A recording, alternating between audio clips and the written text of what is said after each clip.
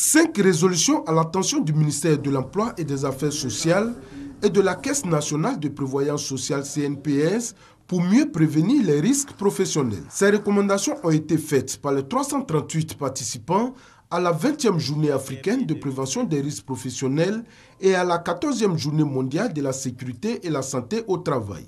Entre autres résolutions, l'organisation d'un atelier de réflexion sur la prise en charge du stress par les entreprises et les institutions de prévoyance sociale, la prise d'un décret d'application du Code du travail faisant obligation à l'employeur de créer un service de sécurité à partir d'un seuil d'effectifs et de recruter un personnel qualifié pour sa gestion. Les citoyens d'un pays qui aspirent à l'émergence doivent sentir que leur bien-être s'améliore, que de nouvelles opportunités d'éducation, de santé, d'emploi et de revenus se présentent à eux. L'émergence doit être donc également sociale. Représentant le ministre de l'Emploi et des Affaires sociales, Ngo Bakayoko a exprimé sa satisfaction pour la pertinence des recommandations. Il a souligné que tout sera mis en œuvre pour leur application. Pour ce qui concerne l'élaboration d'un décret assez spécifique pour prendre en compte les questions de sécurité et santé au travail, sous son autorité, je veillerai personnellement à instruire nos services pour que, dans les meilleurs délais, ce décret soit disponible pour une meilleure prise en compte des questions de santé et sécurité au travail. Au cours de la cérémonie de clôture, plusieurs entreprises ayant fait d'énormes efforts pour la sécurité et la santé au travail ont été primées.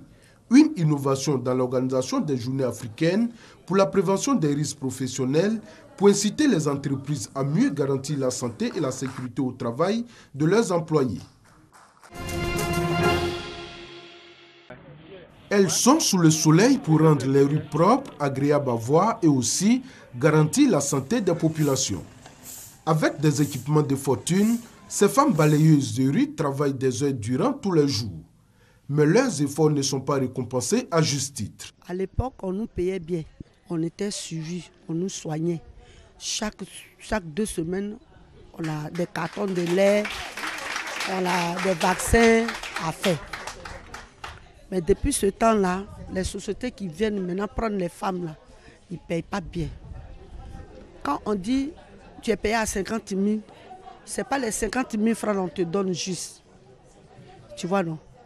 Souvent c'est 25 000, souvent c'est 30 000, sauf peut-être que vous avez manqué. En plus des salaires irréguliers, ces femmes ne sont pas pour la plupart déclarées à la CNPS, la Caisse nationale de prévoyance sociale. Un droit qu'elles ignorent parce qu'elles sont pour la majorité analphabètes. Quand un employeur ne remplit pas ses obligations vis-à-vis d'un travailleur, c'est surtout l'inspection du travail qui va intervenir pour contraindre l'employeur à respecter ses engagements.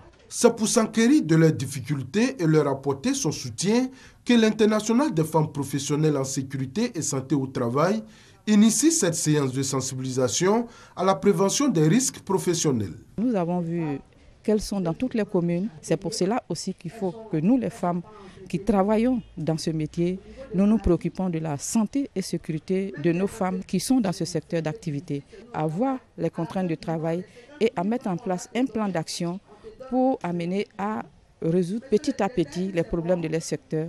Pour clore cette cérémonie, la présidente de l'Internationale des femmes professionnelles en sécurité et santé au travail a offert des cartons de cache-nez aux femmes balayeuses pour se prémunir contre la poussière.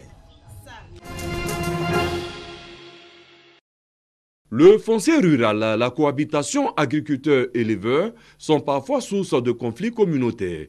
Une situation que les chefs des villages, les leaders communautaires et les organisations de la société civile de la région de Guéké entendent prévenir. Faire appliquer la loi 098-750 du 23 décembre 1998 relative au foncier rural et fixer un barème officiel du coût d'établissement du certificat foncier. L'application rigoureuse des tests réglementaires et l'observation de la neutralité dans la gestion des conflits. L'implication de la femme dans la gestion des conflits. Une initiative de la Convention de la société civile ivoirienne et l'organisation non gouvernementale Concordis. L'objectif de ce projet, c'est d'amener les populations elles-mêmes à participer à la résolution des différents conflits qui se présentent à elle. Notre programme, c'est un dialogue entre les groupes qui sont affectés par le conflit ou qui sont impliqués dans le conflit. Cette rencontre des organisations de la société civile à Bouaké rentre dans le cadre du projet promouvoir la participation inclusive de la société civile ivoirienne au processus de réconciliation nationale et de la cohésion sociale par la participation citoyenne démocratique en Côte d'Ivoire. À Yamoussoukro, la célébration du 1er mai a été un moment de réjouissance et de bilan sur les conditions de vie des travailleurs.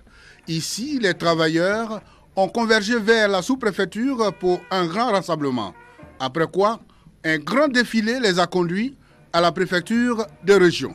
Les leaders locaux des différentes centrales syndicales ont tous salué les efforts consentis par le chef de l'État pour le développement au niveau national et local. Cependant, ils ont répondu à leur mission syndicale. La situation très délicate des travailleurs de la plantation de Tomoko depuis 12 ans demeure dans l'oubli. Ils souffrent, chaque année ils tombent, c'est-à-dire qu'ils meurent.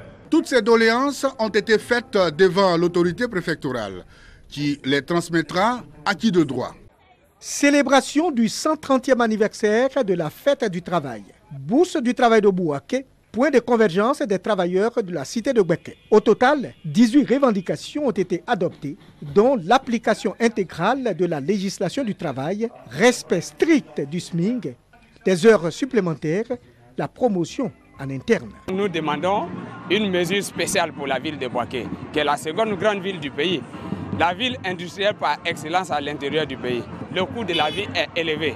Alors que nous avons des indicateurs économiques qui sont passés il y a longtemps au vert. Il faudra que cela rime avec la réalité de vie de nos travailleurs. Le cahier des doléances est renfermant. Ces préoccupations ont été remises aux autorités administratives de Bouaké pour les transmettre à l'illustre destinataire, le président de la République. Dépôt de gerbes de fleurs au monument aux morts, défilé des couches socio-professionnelles suivi d'un rassemblement à la préfecture. Fekese-Dougou est au rythme du 1er mai, fête du travail. Devant le corps préfectoral, les délégués syndicaux vont se succéder pour présenter la situation du travailleur dans ce département. Des difficultés sont à noter. Non-respect du SMIC par plusieurs employeurs, cherté de la vie et une insécurité galopante. Un cahier de doléances est remis au préfet par intérim du département.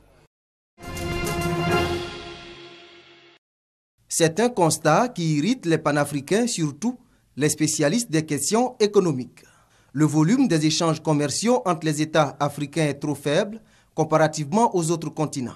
Le commerce intra-africain s'élève aujourd'hui à 12%.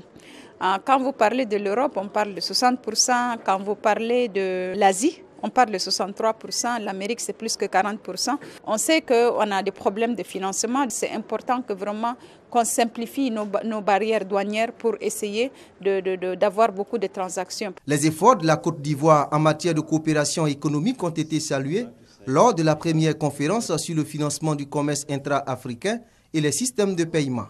La Côte d'Ivoire est en avance.